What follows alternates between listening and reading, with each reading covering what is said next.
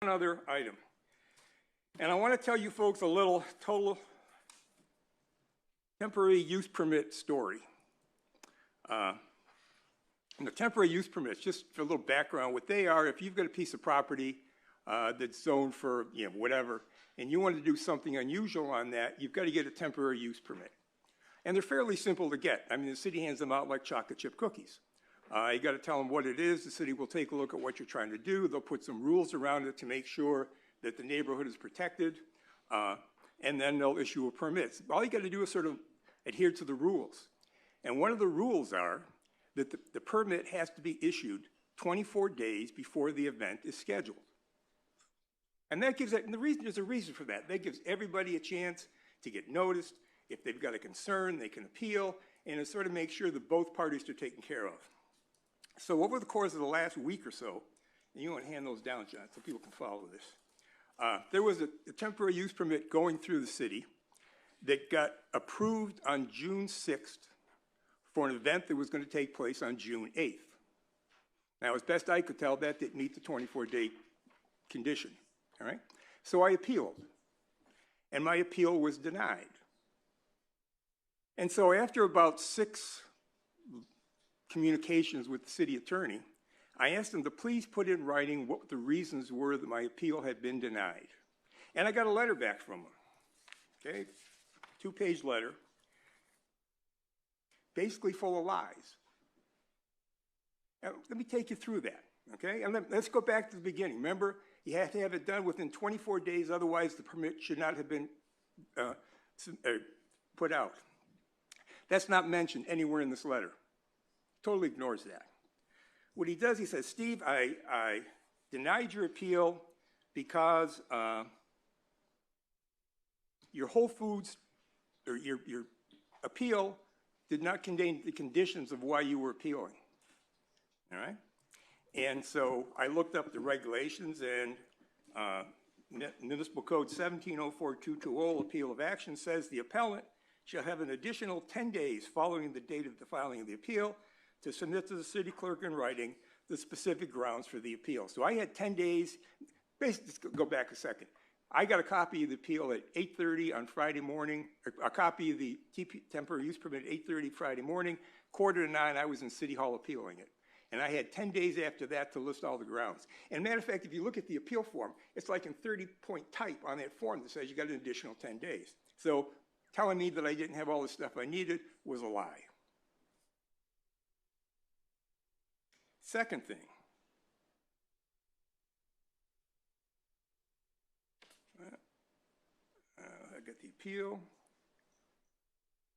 The appellant, okay, they said that the appeal arrived the day before the event. And so the applicant did not have the constitutional right to a hearing, to get it appealed, to go through all the hearing stuff. And that actually was correct, because that's why they have a 24-day time frame to get it approved before the event takes place. So everybody does have a chance to appeal. So everybody's constitutional rights are taken care of. And what he said, he says this would, if he had accepted my appeal, this would have unconstitutionally denied the applicant his due process rights, which include at minimum notice and an opportunity to be heard before the permit is denied. Those same rights the residents have, right? You've got the same rights to be heard, to appeal, and make sure all that's done before this thing starts to take place. Commissioner Euring, I just want to caution you, if you're going to be disclosing an attorney-client privileged communication, I advise you not to do so. I submitted this not as a planning commission, but as an independent person. You were not my attorney. I was not your client. If you would have sent me this letter as an attorney, I would have fired you. All right, so let's keep going.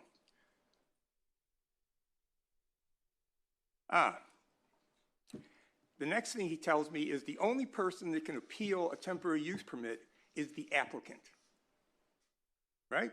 So all of you who have ever had a temporary use permit, somebody taking place next to your house that you have a concern with, according to our city attorney, you have no rights to appeal.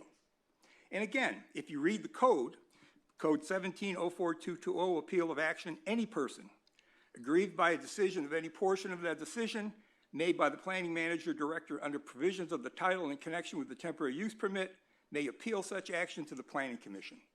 So the fact that he tells me I couldn't appeal because I wasn't the applicant was another lie. Now, on the next item, Jeff, he brought you in, okay? Because he said, I do not have, as a planning commissioner, I'm not allowed to appeal a temporary use permit, even if I do it as an individual resident. And he says, that is a result of an ordinance you passed back in 2004, which denied my rights to go out and file an appeal. You remember that? No. I don't believe, I understand, because it's not true. It never happened, all right? What does this have to do with the business of this commission? What this has to do with the business of the commission, let me go back and tell you, okay? What basically happened was that city staff wanted to do a favor for a commercial developer. So they ignored Malibu Municipal Code and issued a temporary use permit 2 days before the event when it was supposed to be 24. Then they went to the city attorney and had him concoct a series of lies to try and either cover it up or try to justify it. That, in my opinion, is the textbook definition of corruption. All right? You ignored the rules and then have your city attorney lie about them. Now, they gave the developer a gift at the same time they screwed over the residents. They took away our right to receive proper noticing for the permit. They took away the residents' right to appeal the permit. And they took away our right to receive honest answers from individuals in this building who are supposed to be representing us. And it's not the first time. And you can go back, you look at Nobu, it's been 6 years they've been parking off-site. You got Soho. You got 22,000 square feet of living walls that never showed up at Whole Foods. And you got the Paradise Cove fashion thing, okay? So why do we have people in this building, including our city attorney, lying to us? They lie because no one is holding them accountable. And if we do not make an effort to change that, those lies and corruption will continue. The fact that our city attorney lies should be especially troubling. Every reason he gave me for denying my appeal was a lie. Going forward, I do not know how the Planning Commission or the City Council, or anyone for that matter, can believe anything he says seriously. Matter of fact, going forward, I don't understand how the City of Malibu can continue to employ him as an attorney. So where do we go from here? From up here in the dais, I'm certain the planning commissioners will ask for the truth and point out when we do not get it. But that's not enough. We need your help. Make some noise. Call City Council member Rick Mullen and ask him if lying was allowed when he was in the Marines. And if it was not allowed there, why is it okay here? Ask Skylar, Jefferson, and Mikey what they would do if their business lawyers lied to them.